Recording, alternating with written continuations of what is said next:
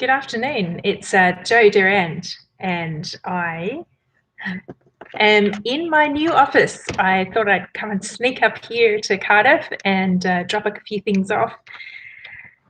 And then I just wanted to share something with you. I was recording. Some what do you call it? Full moon meditation yesterday. So I always pull a couple of cards there. Welcome. And I always pull a couple of cards to help with the visualization process of, taking us on a journey. And it's always pretty intuitive. So the cards help with just sort of getting a bit of a visual happening so that I've got something to work with. And so yesterday, the meditation was about the full moon in Scorpio. And so full moon about release and, things have come, not so much to fruition, but, we've set our intentions and we've made decisions, and now it's time to kind of let them go so that they can actually grow and come to fruition. But of course, because we're, all doing things very differently to the way we usually do them, if you've joined, just say hello down the bottom so I can say hello to you too. So just sharing some thoughts about some cards that turned up yesterday through the course of my day. So I pulled these two cards and I used them. This one was the, I've pulled the first one right. First one was the Seeking card. So this is the card that I used for the going into the journey. And so essentially I took people into a cave. We sat and we ran our hands through the pebbles, which you can see the pebbles here. Hang on, let me get this right. There we go. See the pebbles in the floor of the cave there. It's not a big cave, but there's plenty of room to move around, so we didn't feel claustrophobic going into the cave, and just sort of sitting down in a dry spot and running the pebbles through our hands. And it was an opportunity to sort of go, okay, if I've got any worries or concerns about the things that I've decided to do, then if I project those concerns into the pebbles and just throw them back out into the little pool that's here that's connected to the ocean. I visualize that as being, like an ocean pool. And then, we turn and find that there's actually a light at the other end of the cave, which really kind of explains the energy that I feel at the moment. Definitely felt like I've been in the cave for a little while, but been turning over and tossing over things in my head about how I'm going to do things differently, if anything differently. Is it business as usual once we're allowed to go out and about again, or is it definitely things are going to look different? I don't know. And so there's lots of emotions around the uncertainty around that. And I've not been any more immune to that than anybody else. And this card just sort of, just really was really helpful around that. So we threw some pebbles out that contain the fears and concerns. And then we turned and we could see that there was a light on the other side of the cave. So we took ourselves along and made our way, climbing over some rocks very carefully, hands out, the usual deal, so you don't fall over in your meditation. And pushed our way through the hole at the back you can see there, and we came out to this beautiful beach. Now, this card is one of life. That's basically the magician card in the tarot, and the key word for this card is capacity, and it's about reaching for your potential. We have endless capacity. We have everything we need right within us to enact any of the things that we've decided we wanted to do. And so we need to trust that and to reach forward. And so, we climbed over these boulders with ease. We didn't trip over, we didn't slip, we avoided the slippery ones, all that sort of normal beach rock walking. Sorry, I feel like I want to sneeze. Oh, God, sorry. There you go. It's like, you start the washing up and all of a sudden you've got an itch right here.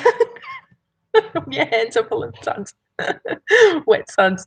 Anyway, so the big sky, we looked up at the big sky, the clouds were wispy, the expanse of the beach, the cliffs were high, but they're in the distance, so the capacity, our capacity for reaching out and moving forward is immense. And so there was that energy, and to bring that energy back when we came back from that meditation. So that was really quite nice. I enjoyed doing that. The video is actually the next one along, so if you want to listen to that, it is there to listen to. The quality isn't the best. I'm still working out this whole technology kind of recording sounds, trying to play music and all that sort of stuff, but I thought I'd just keep it simple for this one. But the energy that's there, and I know that wherever there are gaps, the mind fills in the blank, because you don't need to be guided all the way through a meditation, but it's nice just to help with getting into it. So anyway, I faffed about with all of the technology there, and I was feeling a little bit kind of despondent about how the technology kind of wasn't I still quite couldn't get it right. And I knocked something on my shelf, and I knocked over an unboxed deck of tarot cards. 78 cards fell on the floor. So 78 card pickup, but I picked up 77, didn't realise until a little bit later on. And the card that I found, I had left on the floor. And this beautiful card here, now just try and get rid of that. And there we go. So this is from the Star Tarot. I'll just show the back. So that's the back of the card, if ever you see them. This is the Star Tarot. And this particular card is the Justice card. So it's number 11. So you can see Lady Justice there. She has her scales. Her hands are held out. And the scales are superimposed over her hands. And then you've got the sword there, which goes from her feet and up to her crown. And when you can see that more closely, it runs through her chakras. So basically it's aligning her chakras. So you've got your base, your sacral, the solar, the heart, the throat, and then the brow. And the notes around that, basically Justice stands holding her scales in balance, represents holding on to inner balance while living our lives in the chaos of the world.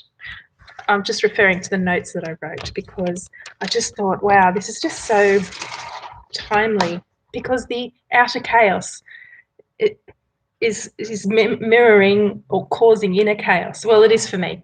Anyway, these are my insights. So while living our lives in the chaos of the world, she suggests to look deep inside and to identify my contradictions, to balance what my intuitive side feels with what the conscious mind is speaking. And therefore, one is able to work from a place of power rather than a place of confusion. And I thought, wow, because I've been swinging, what do I feel I want to do? What does my head tell me what I want to do? And I really can't tell the difference at the moment. Not for want of grounding, just really can't tell the difference. And what if they're both right? What if there's a balance to be found between the two of them? And this is what I think Lady Justice is saying. And you'll also notice, sorry to move this around too much, but you can also see these are actually peacock feathers. Now, it looks pretty grainy here, but I don't know how good the picture is to you. I'll just bring it a little bit closer so you can kind of see, that these are peacock feathers. And when I read a little bit more about that particular card, it talks about the peacock wings, representing the incorruptibility of the soul, iridescent colour. And I thought, well, that's really interesting, because I'm sure I've seen another card like that before. And I went back to the SoulLife guidance philosophy cards, which is what these other ones are from. And I pulled out this air card. So this one is the 11 of air, and it is about being the rebel. And when I look through my notes, that was the card that I pulled out from the week before's meditation. Oh, excuse me. Oh, excuse me. Sorry. It did come out. Sorry. Anyway, I'll just pull this one down. So I thought, because we talked about in the last week's meditation was about acknowledging one's boldness and one's colours and one's courage, and to move forward displaying our true colours. And that's what peacocks do. You know, when they're displaying, they throw up their tails and they fan them out. And I don't know if you've ever seen a peacock in full fan. Yeah, he's really strutting it out. And it doesn't mean to say that we're strutting, but what it does mean to say is that we acknowledge our colours, and we move forward in that brightness of those colours. So I thought, that's interesting. So received 2 peacock colour messages within the week. And the peacock wings represents the discerning, here we go, the discerning, watchful eye. It symbolises renewal as it sheds its tail feather once a year and grows back in spring. And for us here, we're going into winter, like we're well into autumn now. And, it's just past summer now. So, we're definitely into the cooler months now. So we're shedding. We're getting ready to shed. Getting ready to shed what we don't need anymore. And, shedding tail feathers once a year and growing back in spring. Reincarnation and karma. I wasn't so sure about that, but, back in spring. So it feels to me like Justice is saying, springtime is when we're growing again. So it's still a few months off, I suppose. But autumn, some winter, still sort of sorting things out. I'm sure that there'll be more information, as we're asking each week, as I'm asking, doing the quarter moon meditations each week. So the peacock. So I thought that was very interesting. I wanted to share that with you. And then I don't know what possessed me. I normally don't go shuffling through all my cards in one day. I normally kind of do a little bit and then I go, okay, let that settle, let that sink in. Don't like to over confuse things. But I picked up the Spirit, the Sacred Animal Oracle by Lesley, Crossingham. And I hadn't actually shuffled them before. I'd had a look at them. They're quite old. I think they came out maybe in the early 2010s. I don't mean they're quite old, but they're not a recent deck. And I came by them quite by chance, actually. And I thought, they've got an overcoming obstacles spread. So overcoming obstacles. So the first card is an insight card. The second card is the obstacle or block. Maybe if I put this up here, then I'm not looking down. Okay, that's better. The third card is the action, advice, or meditation. And the fourth card is the outcome card, assuming some action has been taken. So I thought, let's have a look. I haven't looked at these cards properly before, so I thought, let's have a go. So, so the insight card, I shuffled and I pulled out Aries. Now, I know we're in Taurus now, but the Aries card talks about, that light. The Aries card talks about embracing the inner fire of my soul, and the dragon balances the elements. I thought, gosh, there's that balancing thing again. Got 1, 2 cards about the elements. Balancing. Okay, so embracing the inner fire of my soul, and the dragon balance the elements. So there's my insight. What is my block or my obstacle? And I drew out the Kuan Yin card. Kuan Yin card. Now, Kuan Yin is, I guess, the goddess of compassion. Compassion. And so she's not a goddess, but she's an ascended master, except she wouldn't ascend because she didn't want to ascend until all the children were without fear and without pain. And so she wanted to remain in our realm so that she could provide comfort and compassion to those who required it. And her message is compassion and to allow the inner light to guide you, and that all is well. Allow the inner light to guide you, and that all is well. So that kind of represents that ties in with the justice card, where we're talking about the intuitive side, balancing what the intuitive side feels. And then the third card, which is the action or the advice or the meditation. I pulled out this beautiful, oh, there we go, Siddhartha. Siddhartha. It's a feminine. It's a little difficult to tell with the light here, but it is a feminine face. Also Indian, I'm guessing. And she says to seek balance and to go the middle way. And there we go again, more balance. And then the final card, which was the outcome. So once we've sought the middle way, sought the balance and the middle way, the outcome is the Capricorn. And the Capricorn is the goat, right? It helps to climb mountains of seeming obstacles. And that ties back in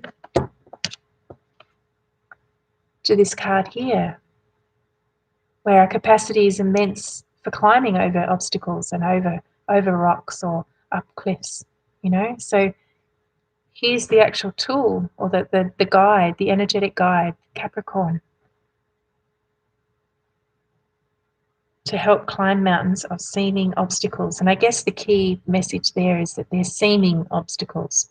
But if you're following your inner light, if you're seeking the balance or the middle way, the obstacles aren't really obstacles, are they? I've got to think more deeply about this, but that's kind of what I'm picking up from those two. Yeah. So only love is real. Have more compassion for self, therefore others. And then look within and integrate my own knowing. So bringing the balance, the thinking and the feeling together. And then I just thought, well, let's throw one more card in there. And these are really cool. These are the Radiant Women guidance cards. And I drew out card 11, which the Justice card is also a card 11, and 11 as a master number. So what if anything were possible?